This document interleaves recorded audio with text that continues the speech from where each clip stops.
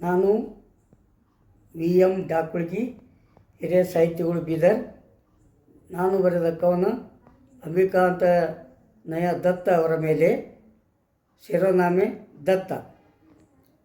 ಅಂಬಿಕಾತನಯ ದತ್ತ, ನೀ ಅಂಬಿಕೆಯ ಸುತ. ಅರಳು ಮರಳು ನಾಲ್ಕು ತಂತಿ, ಜನಮನ ತಣಿಸಿತ್ತು ನಿನ್ನ ಕಾವ್ಯದ ಹೊಸ ಕಾಂತಿ. ನಾಡಿಗೆ ಕೀರ್ತಿ ತಂದಿತ್ತು ನಾಲ್ಕು ತಂತಿ.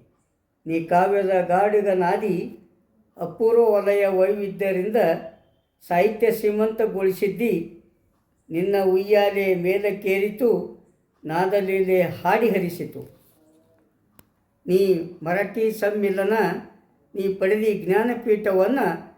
ನಿನ್ನ ಕಾವ್ಯದಲ್ಲಿ ಆಡು ನುಡಿಯ ಸೊಬಗು, ಅದು ಅನುಭವ ಸಮೃದ್ಧಿಯ ಸಂಪತ್ತು, ಅದು ಅಮೃದ್ಧಿಯ ಸಂಪತ್ತು. ದತ್ತ.